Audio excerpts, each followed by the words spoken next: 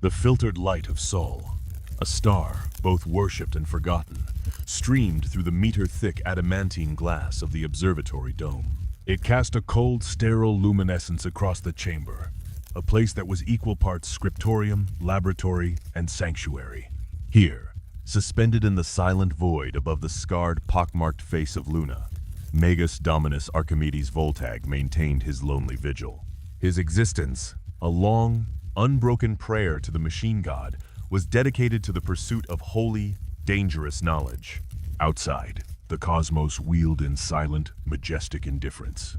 Stars that had witnessed the birth and death of empires glittered against the black velvet of space. Far below, cradled in that void, hung Terra, not the vibrant blue-green sphere of ancient half-mythical Pict captures, but a world shrouded in a perpetual, self-inflicted twilight of industry and orbital defense platforms. From this sublime distance, it appeared almost peaceful, a jewel of civilization. But Voltag knew the truth, a truth encoded in the very binary canticles he recited. It was a fortress world, a tomb world, a throne world, and at its sacred, terrifying heart lay the galaxy's greatest secret and its most profound, all-consuming silence. His sanctum was a testament to 10 millennia of collected and often forbidden knowledge. Data looms threaded with shimmering silver light snaked across the curved walls, their silent machinations processing truths that would drive lesser men to shrieking madness. Shelves of cryo-preserved data slates and ancient, leather-bound tomes stood side by side with humming cogitator banks, each one a holy relic of the Omnissiah. The air was a carefully calibrated mixture of recycled atmosphere, the faint metallic tang of ozone from nearby plasma conduits, and the sacred incense of burned machine oils, a fragrance intended to appease the machine god. It was the smell of contained power, of knowledge held in careful, reverent stasis. Voltag, a being more machine now than man, stood before a great lectern of polished dark iron. His red robes, the color of Martian iron ore, were heavy with the cogs and insignia of his exalted rank. His face, what little remained of it, was a pale island of flesh in a sea of gleaming brass and steel augmetics. His optical lenses, glowing with a soft, analytical blue light, scanned the holographic projection that hovered above the lectern. It was a simple query, posed by his own consciousness to the noosphere, the sacred data web of the Mechanicus. Quid est silentium imperatoris? What is the Emperor's silence? For 3 centuries, he had served the Adeptus Mechanicus, his life a long, unbroken chain of logic, ritual, and inquiry. He had walked the ring of iron on Mars, had consulted with the Fabricator General himself, and had analyzed heretical technology recovered from the darkest corners of the galaxy. Yet all his learning, all his logic, all his faith in the Omnissiah, circled back to this one central mystery: the silence from the Golden Throne. It was the fulcrum upon which the entire Imperium precariously balanced, a silence more powerful than any speech, more resonant than any command, more absolute than any truth. His task, a self-appointed one sanctioned by the highest echelons of his order, was to compile a definitive treatise, a document that would gather all that was known, all that was theorized, and all that was fearfully whispered about the Golden Throne and its silent, broken occupant. This was not for public consumption. Such knowledge was a weapon too dangerous to ever be released, a truth so terrible it would shatter the fragile faith of the Imperium.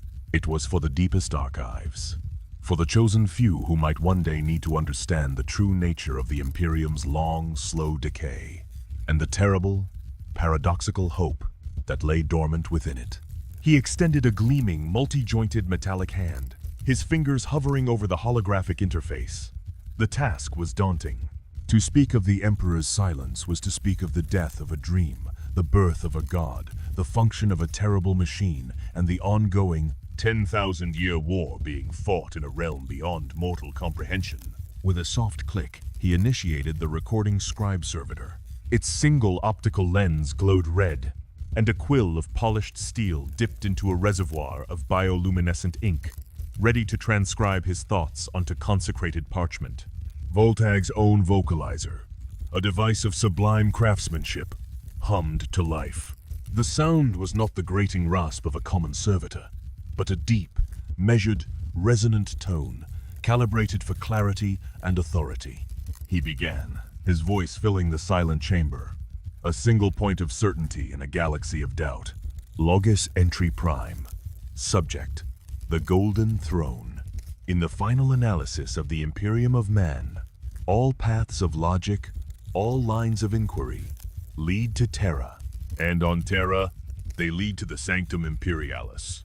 And there, in the deepest, most heavily guarded chamber in existence, upon a throne of gold and sorrow, sits the source of it all. To understand the Imperium, one must understand the throne. And to understand the throne, one must first understand what it was meant to be, before it became the gilded prison, the holy sepulchre that it is today. Its story begins not with sorrow, but with the grandest of ambitions.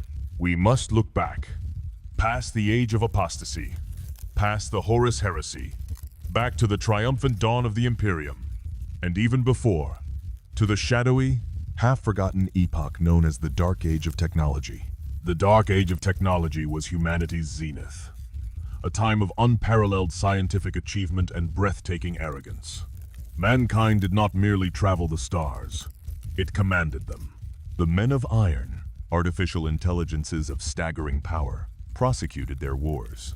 The men of stone, master engineers, reshaped worlds to their liking. It was an age of wonders, an age where humanity believed itself master of creation.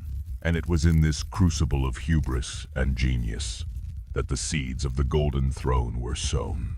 The device was not a singular invention, but a culmination.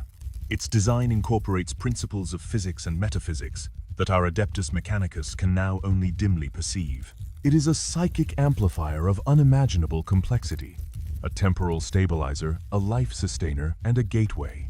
But its primary, its original, glorious function was to be the master key to the Imperial webway, the Emperor's greatest, most secret, and most vital project. During the Great Crusade, as his legions of space marines were rediscovering the lost worlds of humanity, the Emperor saw the great, fatal flaw in his design for a united galaxy: its utter reliance on the unpredictable and malevolent realm of the warp. Every starship that translated into that hellish dimension risked destruction or corruption. Every navigator who gazed into its madness risked their soul and their sanity. The warp was a necessary evil, a tainted sea upon which the ships of the Imperium were forced to sail. The Emperor, in his infinite foresight, sought to render it obsolete. His solution was the webway, a discovery made during his long life. He had found fragments of the ancient Eldar network, a labyrinthine dimension that existed between real space and the warp, a network of stable tunnels that allowed for swift and safe travel, untouched by the predators of the Imperium. But the Emperor did not seek to merely use or conquer the existing network. The Xenos webway was ancient, damaged, and tailored to its creators.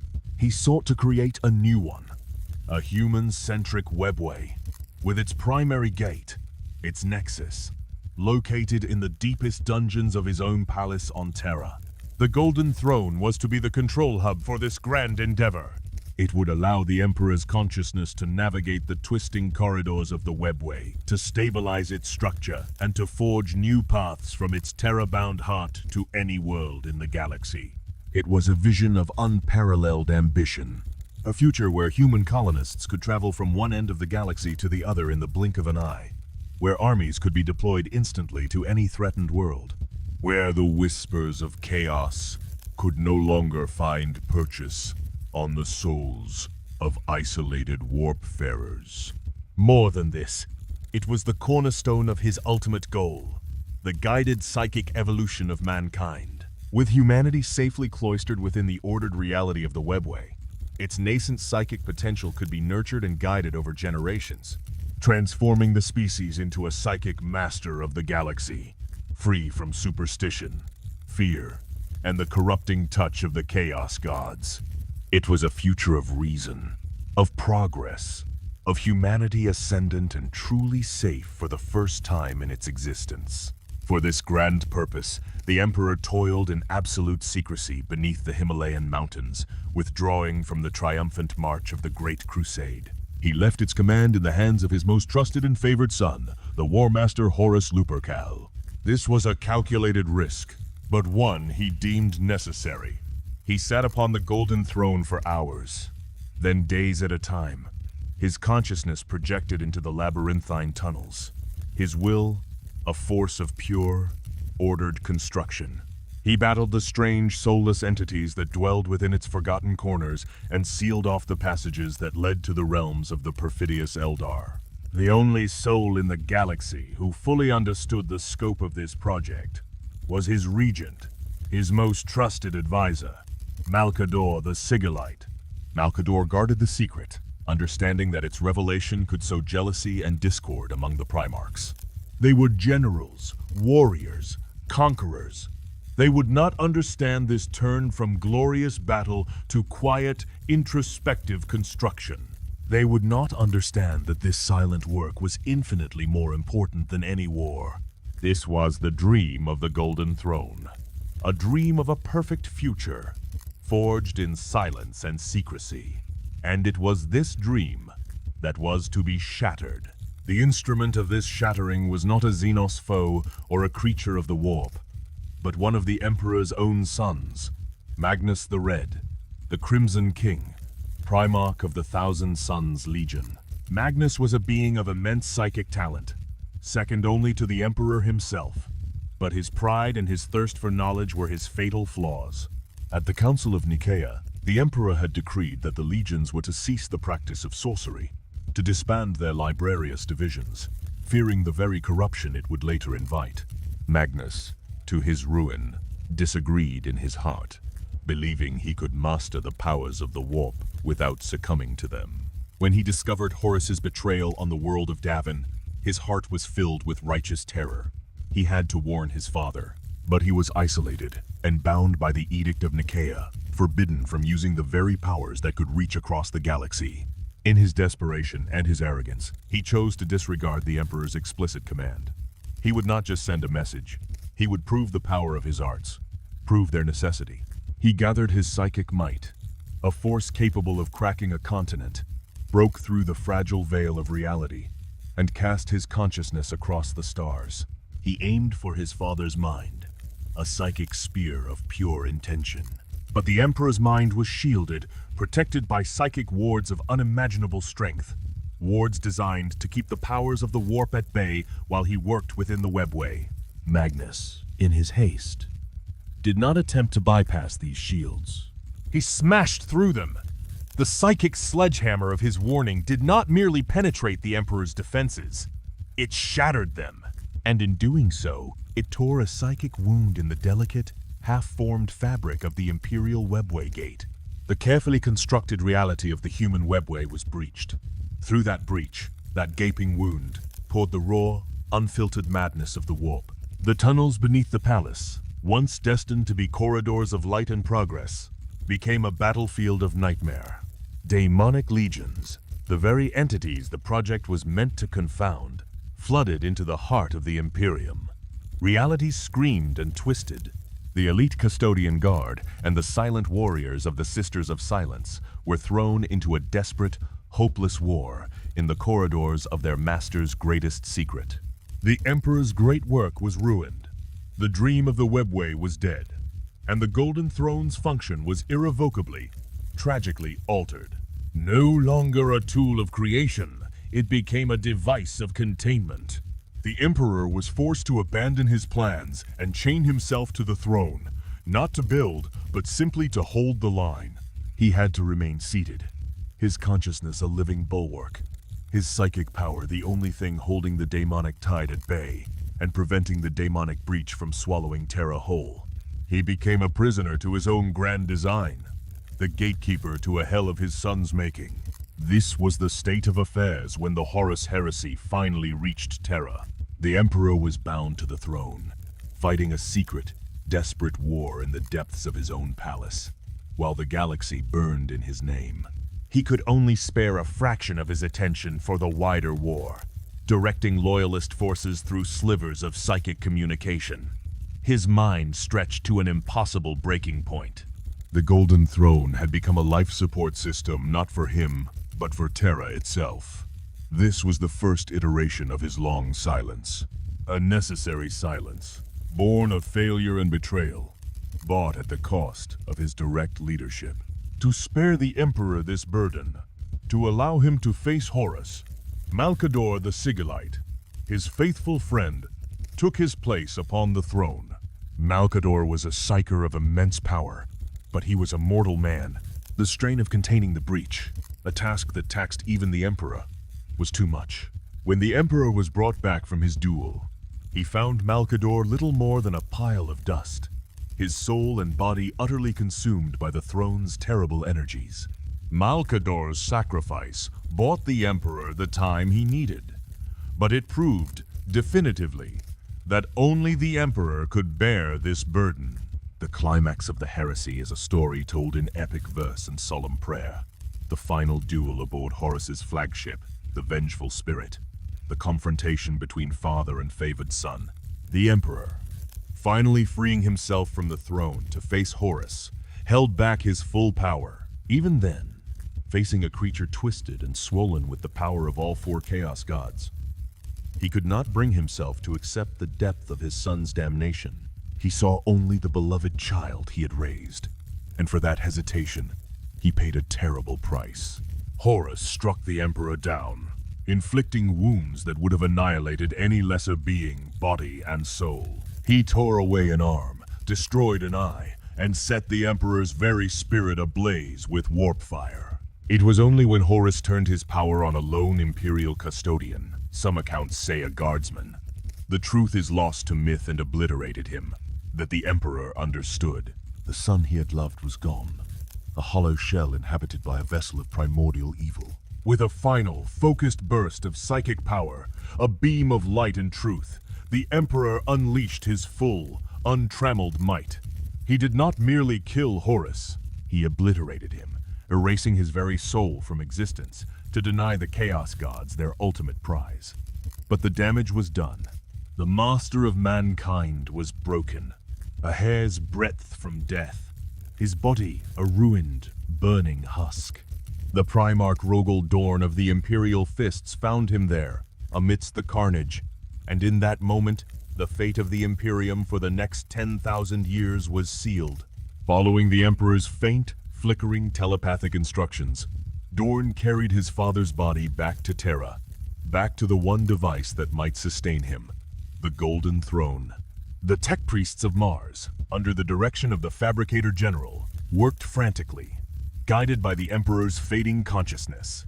They repurposed the throne, forging its systems of psychic amplification and containment into a final, desperate life support system. The arcane machinery was physically integrated with the Emperor's shattered body. Nutrient conduits, neural links, psychoconductive cables. A web of gold and iron was woven into his flesh and bone. When the last connection was made, a psychic shockwave emanated from the throne, a silent scream of agony and effort that was felt by every psyker in the galaxy. And then, silence. The Emperor of Mankind was interred. His body was saved from physical death, but his mind, his will, his voice were withdrawn from the galaxy he had fought to unite. The great work of keeping humanity alive had begun. The Emperor's silence was now absolute. To comprehend this 10,000-year silence, one must first comprehend the sheer, nightmarish complexity of the Golden Throne as it exists today. It is not one machine, but an amalgam of countless interconnected systems, many of which are no longer understood even by the most learned Magi of Mars. It is a stasis field generator, preserving the Emperor's flesh from the final ravages of time. It is a nutrient dispenser, feeding his body a chemical slurry through a network of tubes. It is a neurological interface, maintaining the faintest flicker of biological function in a body that should have died millennia ago. These are its mundane tasks, miracles of archaeotech in themselves, but they are as nothing compared to its true terrible purpose. The Golden Throne is, first and foremost, a psychic resonator of galactic importance.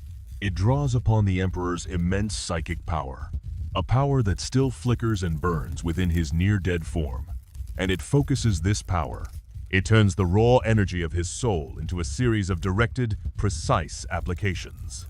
This focused energy serves three critical functions that keep the Imperium from immediate and total collapse. The failure of any one of these functions would mean the end of all things. The first, and most well-known of these functions, is the powering of the Astronomican. The Astronomican is the psychic beacon that allows the navigators of the Navis Nobilite to guide starships through the treacherous currents of the warp. It is the lighthouse in the storm of unreality. Without it, interstellar travel on any meaningful scale would become impossible. The Imperium would shatter into a million isolated, helpless worlds, each one ripe for conquest by Xenos or corruption by chaos. It would be a new age of darkness from which humanity would never emerge. The Emperor's consciousness, or what remains of it, is projected through the arcane machinery of the throne, and focused through the assembled might of the choir of astropaths on Terra. 10,000 powerful psychers, their minds joined in unison, act as a living lens for the Emperor's psychic light. They shape and direct his power, beaming it out from Terra across a distance of 50,000 light-years. It is a searing beacon of order and psychic purity in the chaos of the Imperium. It is a manifestation of his will, a constant, silent declaration of human dominion against the darkness. Every ship that travels the stars does so under his silent, watchful gaze. But this great work is only one of the immense burdens placed upon him. The second function is the one for which the throne was first repurposed in haste.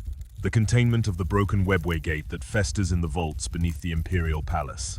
The demonic legions that poured through during Magnus's folly are still there. An army of Neverborn, a force of pure chaos, is eternally pressing against the seal, seeking to spill out and consume the throne world.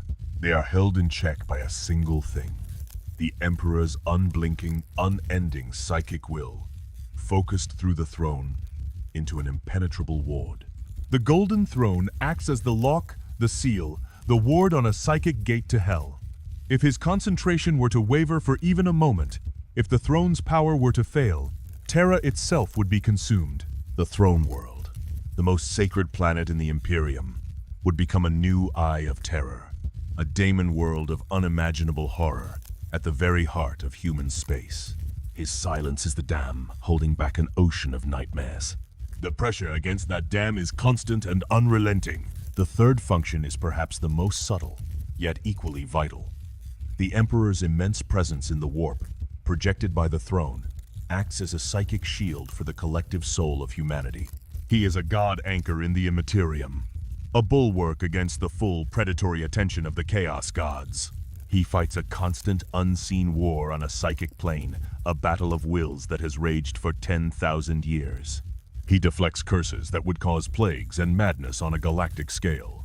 He battles the machinations of the great enemy in their own realm, and he offers a sliver of hope and protection to the souls of the faithful. This is the origin of the Imperial Creed's tangible power. The faith of trillions upon trillions of humans is not merely belief. It is a form of psychic energy, a great ocean of devotion that washes against the shores of the warp. The Emperor, through the Golden Throne, is able to draw upon this energy, to use the faith of his worshippers as a weapon and a shield. This entity, this God Emperor born of faith, may now be a separate being from the man on the throne, a psychic gestalt that he fuels and directs. His silence is the focus for a power that can turn belief into a blade. The Emperor, in his agony, has become the very thing he despised, a god. But the Emperor's own power, vast as it is not enough to sustain this monumental threefold effort. 10,000 years of slow decay have taken their toll. His body is failing, and the throne itself, a relic of a lost and brilliant age, is breaking down. To augment his power and fuel the ravenous machine, a terrible, unending sacrifice is required. This is the darkest secret of the Adeptus Astra Telepathica, the secret of the black ships. Across the galaxy, these silent, ominous vessels ply the stars. They are feared on every Imperial world, for their purpose is to gather up a tithe of humanity's psyches. These individuals, volatile and dangerous in their own right, are brought to Terra. The most powerful and stable may be trained as astropaths or primaris psychers for the Imperial Guard. But the vast majority face a different fate. They are not brought to Terra for training, but for consumption. In the deepest chambers near the Sanctum Imperialis, these psychers are connected to the throne. In groups of 1,000, they are bound to arcane machinery, coffin-like devices that clamp onto their bodies and minds. This machinery drains their life force, their psychic energy, and their very souls, feeding it all directly into the Golden Throne. This constant influx of raw power sustains the failing machine and supplements the Emperor's own fading strength. 1,000 souls a day, every single day, for 10,000 years. A sacrifice of billions to keep the trillions alive. They die in silent psychic agony, their minds scoured away to nothing, their screams unheard by any but the broken man on the throne. This is the fuel for the Emperor's silence. The price of the Imperium's survival is written in the souls of its own children. The Emperor, who fought to free humanity from superstition and sacrifice, is now the focus of the greatest ritual of mass sacrifice in galactic history.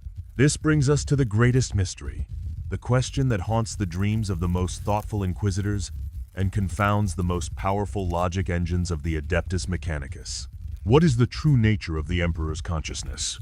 What is truly left of the man who once walked among mortals, who conquered the galaxy, who dreamed of a golden age of reason? Is he aware?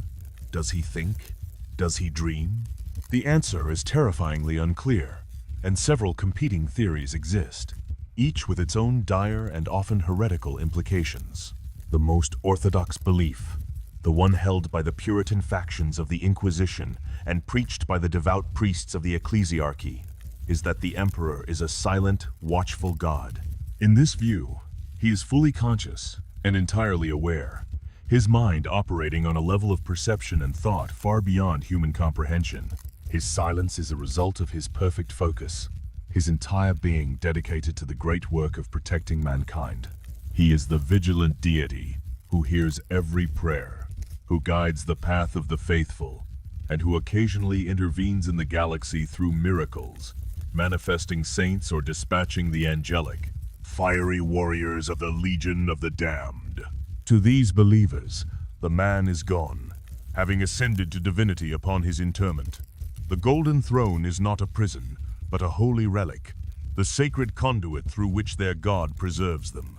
They see his silence not as a failing, but as a sign of his immense, incalculable burden. He suffers for them, eternally, and in this suffering, there is salvation. This is the bedrock of faith for the entire Imperium. A more chilling theory, one popular among the more radical inquisitors and the higher echelons of my own Adeptus Mechanicus, is that the Emperor's consciousness has been shattered. The combined trauma of his battle with Horus, his physical destruction, and 10 millennia of unimaginable, unending strain has fragmented his mind. According to this belief, the Emperor is no longer a single coherent being. Instead, his mind is a fractured collection of psychic shards, each performing a different specific function. In this model, one fragment of his soul powers the Astronomican, a being of pure, cold, light, and mathematical direction. Another fragment fights the eternal war against chaos in the warp, a being of pure, incandescent rage and martial defiance. Another maintains the wards on the Webway Gate, a being of stoic, unending, and agonized vigilance. They are all parts of the Emperor, but they no longer form a coherent whole. The man who was the Emperor is gone, replaced by a constellation of divine functions. This theory suggests that some of these fragments may have even escaped the throne, acting with a semblance of their own agency. The Star Child theory, a dangerous heresy in most quarters, speaks of a shard of his soul, representing his compassion and humanity, lost in the warp, seeking reincarnation through a lineage of individuals known as the Sensei. Others whisper that the divine being worshipped by the ecclesiarchy, the God Emperor, is in fact a separate entity, a psychic gestalt created in the warp by the faith of trillions, a being that now overshadows and consumes the broken man on the throne. In this view, the Emperor is not a god, but the unwitting battery for a god humanity, created in its own desperation. The most terrifying possibility, however, is the simplest one. It is the belief whispered in the most secret of conclaves, the one that the priests of Mars fear above all others. It is the theory that there is nothing left of the Emperor's mind at all, that the being on the Golden Throne is little more than a psychic corpse, a biological computer running on ancient, pre-programmed directives and raw, reflexive psychic power. His body is a psychic battery, and the throne is the machine that draws power from it. But the man, the mind, the personality of the Emperor, died on Horus's flagship 10,000 years ago.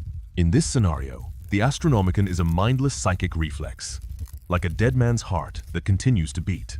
The prayers of the faithful fall on deaf ears. The miracles are mere coincidence, or the actions of the independent warp entity of faith. The Imperium is not guided by a silent god. It is haunted by the ghost of its founder, a ghost trapped in a machine that is slowly, inexorably, failing. And the machine is failing. This is the secret that the Adeptus Mechanicus guards most jealously of all. The Golden Throne is a relic of the dark age of technology, and its inner workings are a complete and total mystery.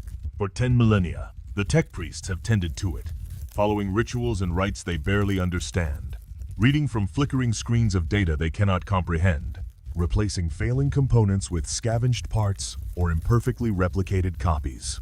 But the decay is systemic. It is a cascade of entropy that cannot be stopped. Key systems are failing. Power fluctuations are becoming more common. The strain on the Emperor's withered form is increasing daily. The daily sacrifice of 1,000 psychers is no longer always enough. There are days, dark days, when the light of the Astronomican flickers, causing thousands of ships to be lost in the warp. There are moments when the psychic wards beneath the palace weaken, and the screams of the daemons can be heard by the most sensitive of psychers.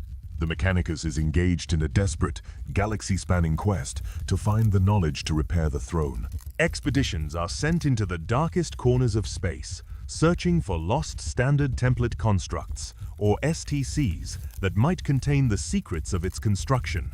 Inquisitors hunt for radical tech heretics who claim to understand its function. Wars have been fought for a single data slate that might contain a fragment of a schematic. They work in a state of quiet, existential terror, for they know the truth in their hearts of iron and logic. The Golden Throne cannot be repaired. It can only be maintained. Its slow death can only be delayed. This desperation has led the Mechanicus to acts of profound technological heresy. In the current millennium, contact was made with the Dark Eldar of Camorra. The Xenos, masters of arcane science, were brought to Mars itself, under a veil of the utmost secrecy. They claimed to possess knowledge that could aid in the repair of the Golden Throne. A terrible bargain was struck. In exchange for their aid, the Fabricator General would give them access to things they desired. The details of this bargain are unknown, but the fact that it was made at all speaks to the sheer, soul-crushing desperation of those who know the truth. They are willing to bargain with the devil to keep their god alive. This slow-burning catastrophe, this managed apocalypse, was thrown into sharp relief by the return of a Primarch. Robute Guilliman, Primarch of the Ultramarines, was resurrected by a combination of that same Eldar mysticism and Mechanicus technology. When he returned to Terra after 10,000 years, he did what no one had done in all that time. He went before the Golden Throne and communed with his father. What transpired in that most sacred chamber is known only to him, but he emerged a changed man, his enhanced face a mask of grim resolve and deep sorrow. He spoke to his custodian guards of a force that was vast and cold, a presence that struck him with psychic intensity that nearly overwhelmed him, even with his strength.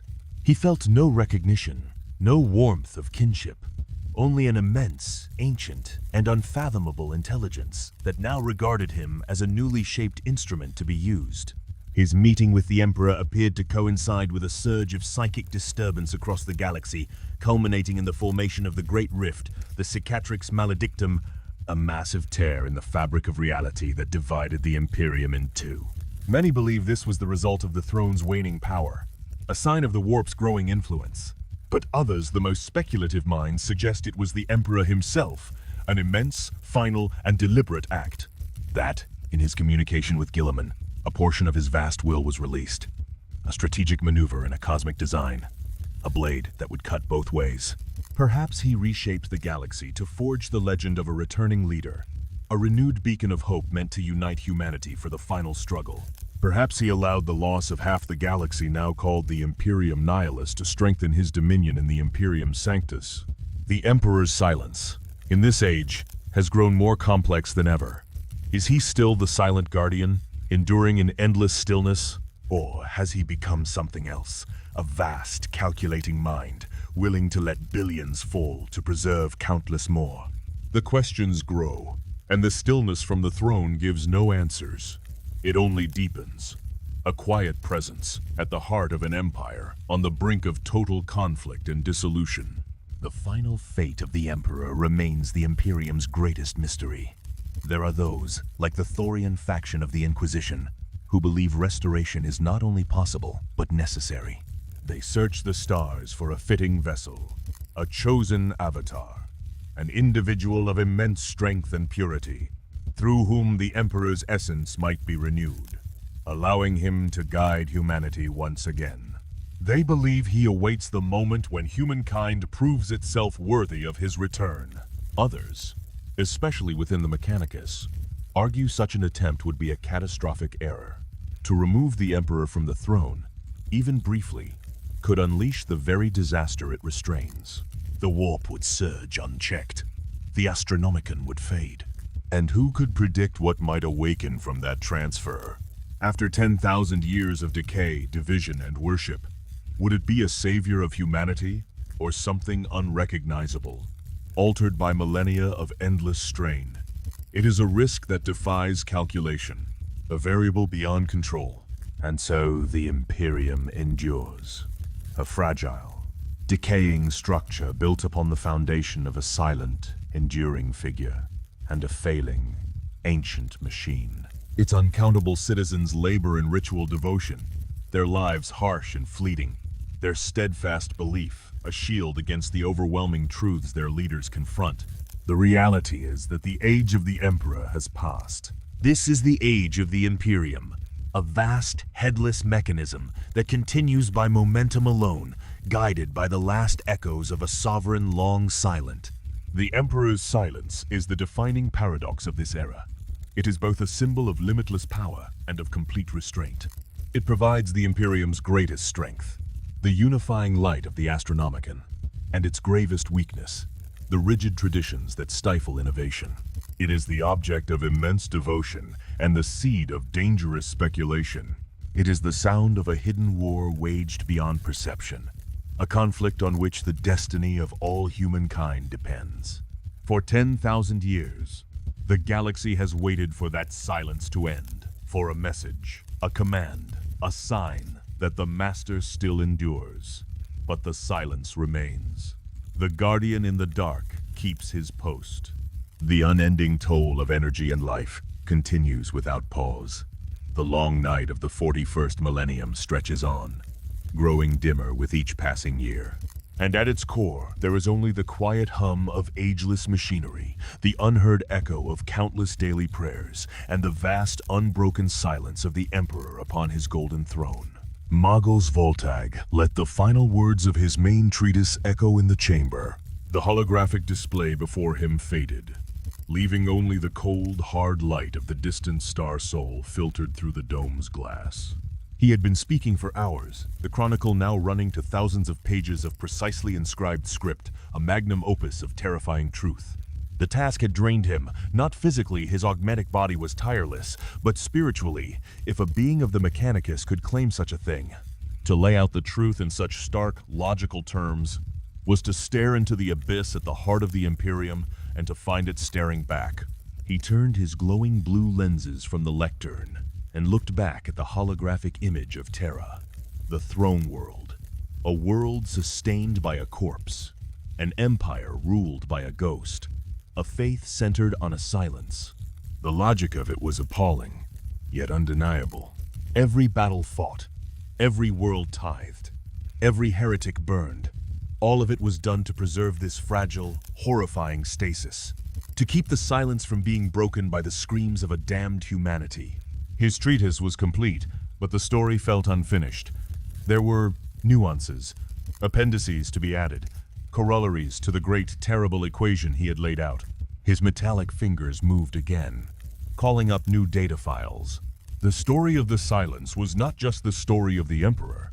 It was the story of those who guarded it. Appendix Alpha, the Custodian Guard, the Emperor's personal guardians, the 10,000. For millennia, they have stood watch over the Sanctum Imperialis. They are, to Space Marines, what Space Marines are to mortal men, each one a masterwork of genetic artifice, a sentinel clad in auramite, wielding a guardian spear. For 10,000 years, they have stood in silent vigil, their primary duty not to fight wars, but to guard a corpse. Their role has been one of tragedy. They were created to be the Emperor's companions, his counselors, his final line of defense in battle. They failed in this. They were not on the vengeful spirit when he needed them most. This failure has defined their existence ever since. Their silence is a penance.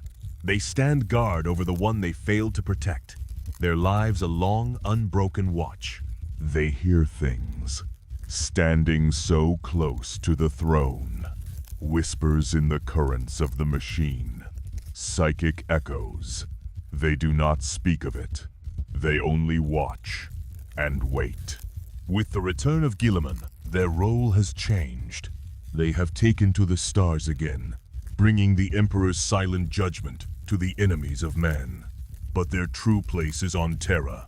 They are the final wall. The golden barrier between the galaxy and the horror that lies sleeping or dreaming on the golden throne.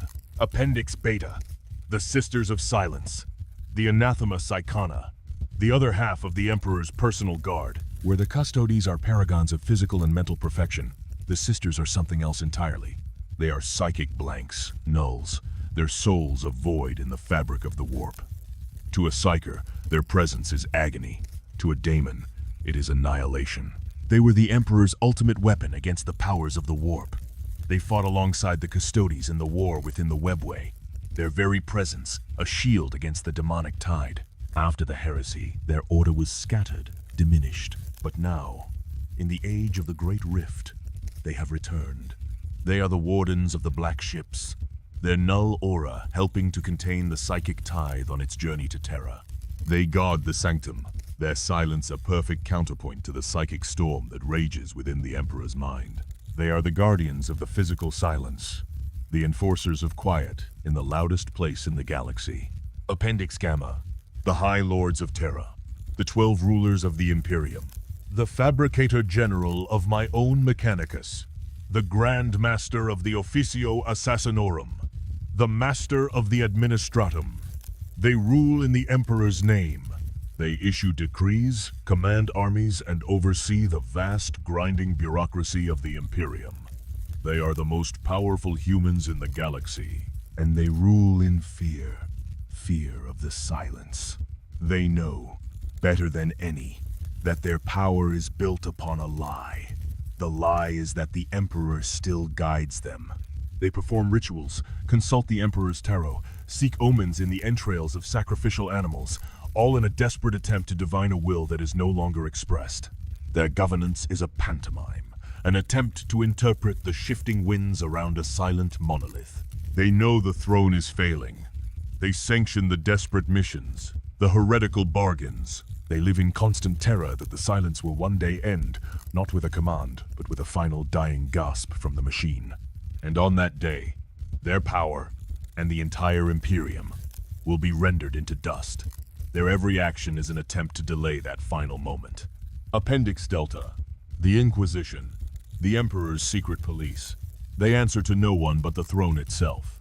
They interpret the Emperor's will, and their interpretation is law. They are divided, as all humanity is. The Puritans believe any deviation from dogma is heresy, that the silence must be preserved at all costs. The radicals believe that the silence is a problem to be solved, that new, dangerous methods must be employed to save the Imperium. even if it means harnessing the power of the very enemies they fight. The Golden Throne is the ultimate focus of their schisms. The Thorians, who seek his resurrection. The Mono-Dominants, who would purge 1,000 worlds to protect the sanctity of his silence.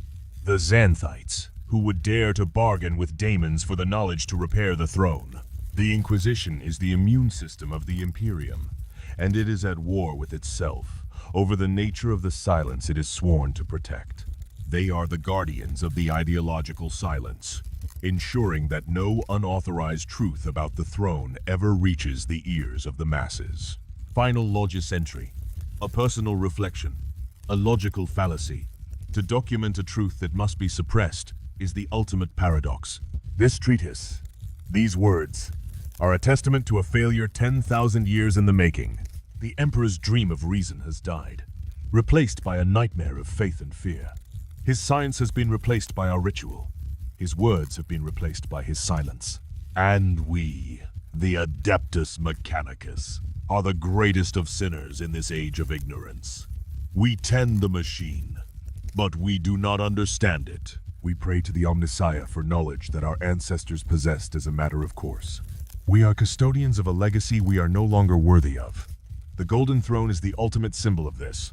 It is a miracle of technology that keeps the Imperium alive, and it is a monument to our own profound systemic failure. A soft chime, a coded burst of encrypted data, sounded in his private noospheric channel. It was a summons from Mars, a request for immediate consultation. A new critical anomaly had been detected in the Golden Throne's power fluctuations, a pattern never before seen. A cascade failure was beginning. Megos Voltag's work was not done. It would never be done. He was a priest of a failing machine, a scholar of a silent god. He, like all the servants of the Imperium, was a guardian of that great and terrible silence. With a final glance at the distant shrouded earth, Magos Dominus Archimedes Voltag turned away. He gathered his heavy crimson robes, the ancient machinery of his body whirring softly into motion. There were rituals to perform, data to analyze, and another small, desperate patch to be applied to the crumbling edifice of their reality. His story was complete. But the Emperor's story, the story of his silence, was still being written in the fate of every soul in the galaxy. And its final chapter, he knew with the cold certainty of logic, was fast approaching. The silence could not last forever.